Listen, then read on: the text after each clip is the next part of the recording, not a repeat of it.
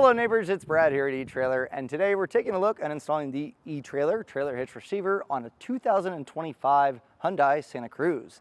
Now the Santa Cruz is a neat little vehicle. A lot of times people say it's not a real truck, but really it checks a ton of different boxes, whether you're throwing stuff in the back but still need to move people around. I really like the idea of what the Santa Cruz brings, and to add on to what it can do, putting a hitch on here is really going to open it up as far as what you can do and what adventures you can go on. And that's going to include being able to put a bike rack, a cargo carrier, or even pull a trailer with your Santa Cruz. So the eTrailer is one of my personal favorites for this vehicle. So let's take a closer look at it. When your hitch is installed, it really gives you a clean look overall. The only portion that you're going to see besides the receiver tube opening and the safety chain loop is this small section where the bumper goes up. But unless you're really looking for it, it's a really clean install. Most of the cross tube is hidden.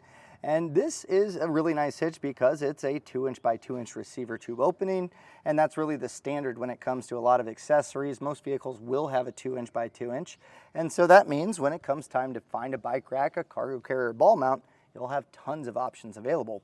Now, all of them are going to stay in place with a 5/8 pin and clip. This does not come with the hitch, but a lot of times when you get accessories brand new, they'll have those pin and clip included. If you plan on leaving your accessory on the back of your vehicle, you might want to take a look at a locking pin and clip.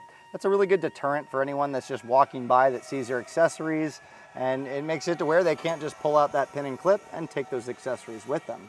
Now, one of the things that really makes the eTrailer hitch my favorite, it's not because of the name, I promise you that.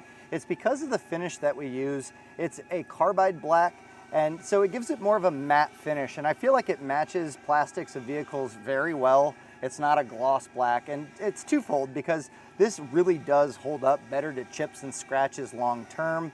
I handle a lot of different brands of hitches, and I mean, consistently, this is always the best looking and holding up to chips and scratches, even in just transit. So that is something that is important. Now, something else we'll notice is the rolled style safety chain loop there. That's for if you plan on pulling a trailer, you can hook up your safety chains, standard S-hook, it's gonna be no problem. The same goes for a larger clevis style.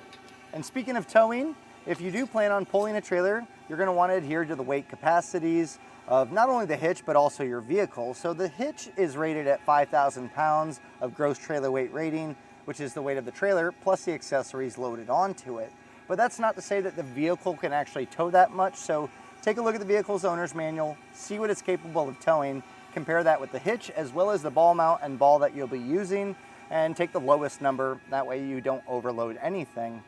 Tongue weight's really impressive on this. It's got 750 pounds, which is going to be the downward pressure on the inside of the receiver tube opening, and that's really going to account for a lot of your suspended accessories. So what does that mean to you? Well, with 750 pounds, that is going to be a 4-bike rack loaded up.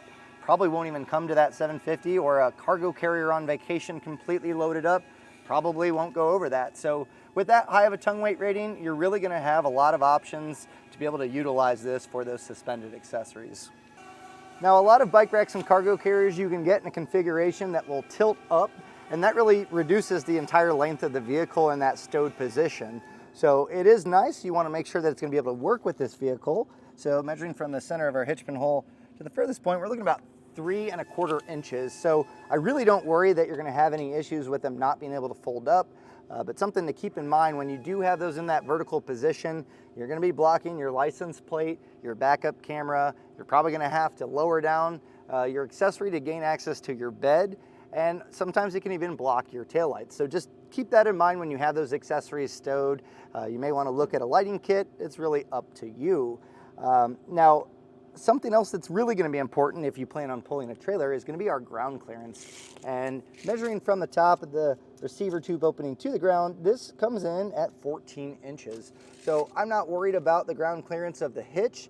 It really comes down to making sure that you get the proper riser drop on that ball mount to get your trailer level. And the best way to do that is get your trailer and put it on level ground, get it as level as possible, measure from the ground to the top of the receiver tube opening, and then compare that with this measurement and do a little bit of math, and you'll be able to determine that riser drop necessary.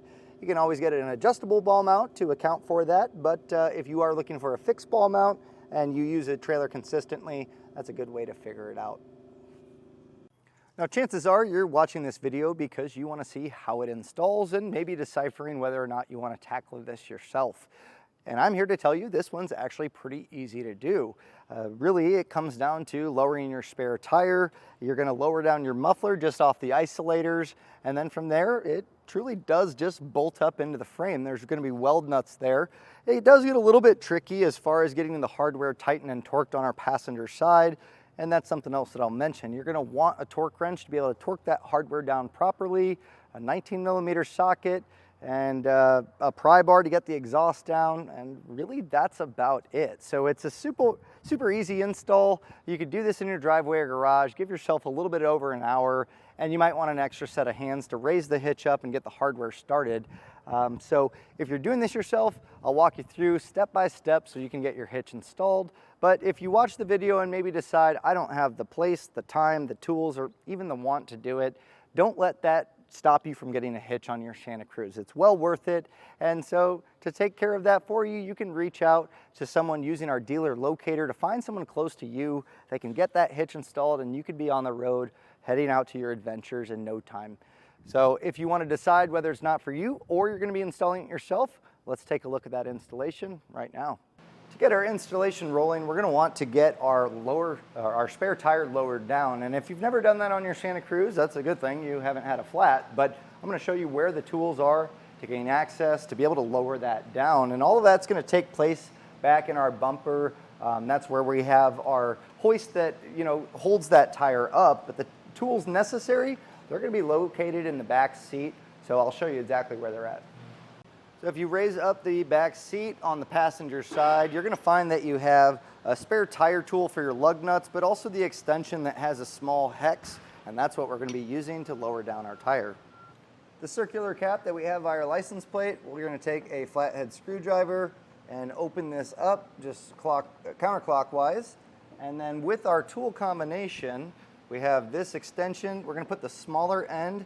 You should be able to get this to drop on the hex. If not, you can reach behind here and just guide that on.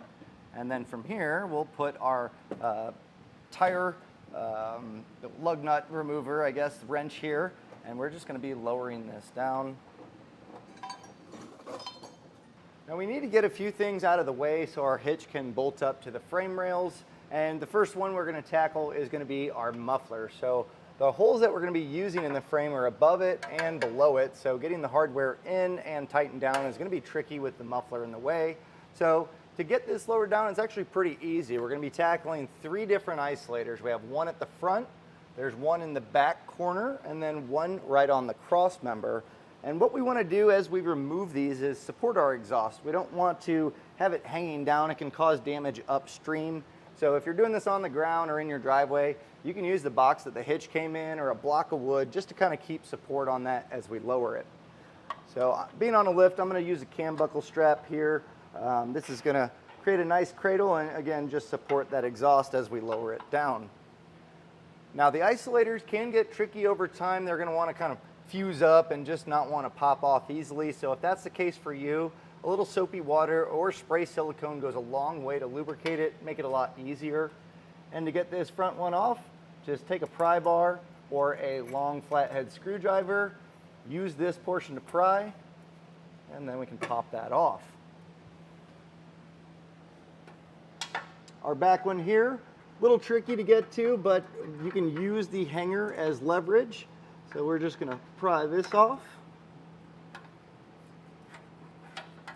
And then we'll head to our cross member. And once you pop this, just know that the exhaust is going to want to lower down. So here it's kind of free holding. I have my strap, supporting this here. So that opens up our passenger side. On the driver's side, it's actually fairly open, but you'll see that we do have this wiring that is going to probably be in the way. So we're going to want to remove the plastic clip, the one on the bottom here, as well as the one that we have a little bit higher up. And the best way to do that is using a trim panel tool.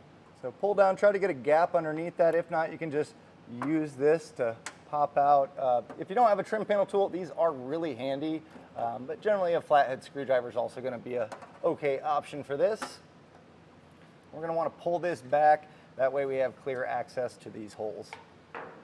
Before we get our hitch raised up, something that we want to do is double check to make sure that our threads are going to be able to have our hardware passed in. So this is a newer vehicle, so there's no rust or corrosion built up, but living in the Rust Belt, a lot of vehicles with this style, you can get that corrosion buildup, and that makes it really difficult to get the hardware started. Now, ours I can feed in by hand, and if that's the case for you, or you can at least get quite a few threads started, you should be okay.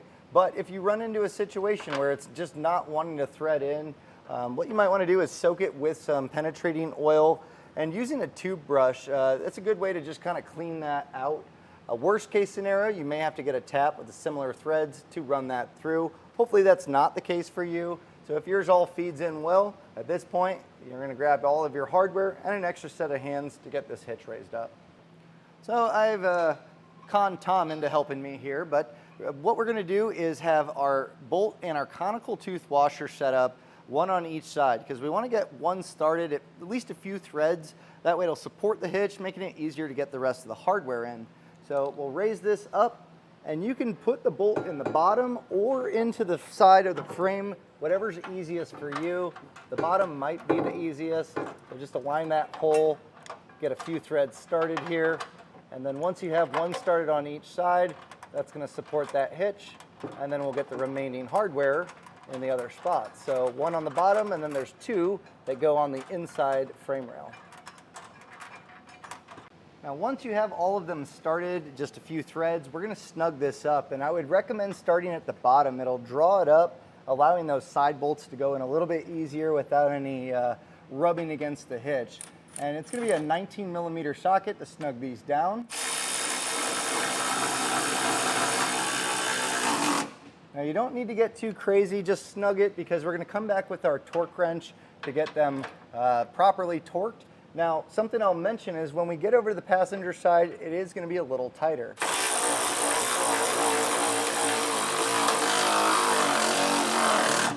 Now, just the nature of how this lower brace is it's fairly wide, so it makes a kind of a small pocket to get tools in to tighten those.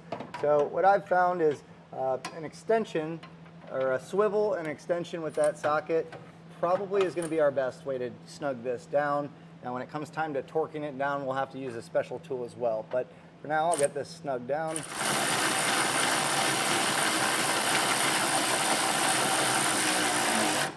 Now for all of the hardware that's easily accessible, you'll be able to get that torque wrench and the 19mm socket on there. The torque settings are found in the instruction manual, and we're going to go through and get these torqued down properly. And this is really important, especially with weld nuts. You can over tighten it, causing damage to them. So this torque wrench will really make sure that we have it properly torqued down. If you don't have one, you can generally go to an auto parts store and rent one for free. But this is going to be important for all of these bolts. So I'll get these ones torqued down, and then as I mentioned, that tighter area on the passenger side, you may have to get a little bit creative, but I'll see what I can come up with. Now, to get to those and torque them down properly, you got really two options. The way we tightened it down previous was with that extension and a swivel. I try not to use that combo with a torque wrench. It can skew that torque setting a little bit. So the best way to do it is going to be a crow's foot attachment. This will attach onto our torque wrench, and we'll have to rotate this quite a few times to get it snug. It's still going to be kind of tight. The downside with these is once you start to get to higher torque, sometimes these can open up. So if you can find a crow's foot attachment that's a box end, it's probably going to be a better option to not bust your knuckles as you do this. For our application, I am going to use our swivel and extension. The main thing is we're still going to get our torque setting. Just make sure that it is properly torqued, and you know, you may have to give it an extra bump here and there, but we're going to be pretty dang close. Once you get all that hardware torqued down, you've officially installed your hitch on your Santa Cruz. So just make sure you get your exhaust isolators put back in place, your spare tire up. One of the plastic clips on our wiring harness that we lowered down, you can pop that back in. The other one is blocked, but it's going to hold it up just fine. So once you get spare tire and exhaust and everything put back in place, you're going to load up your accessories, put in your pin and clip, and you're ready to hit the road. Hopefully this video helped you get your hitch installed on your Santa Cruz. I think you're going to be really happy with it. And during the process, if you come up with any tips or tricks or everything went well, let us know. Those comments really help us for the next line of videos to make sure that they are going to be the best for neighbors like you, to make the installation as easy as possible. And also, we want to see what you're doing with the hitch. Are you pulling a trailer? Are you using a bike rack or a cargo carrier on your adventures? Snap some pictures and feel free to share it with us. We love to see our products and neighbors out there enjoying life and going on those adventures. My name's Brad. Thanks for watching this install on the eTrailer trailer hitch receiver on a 2025 Hyundai Santa Cruz.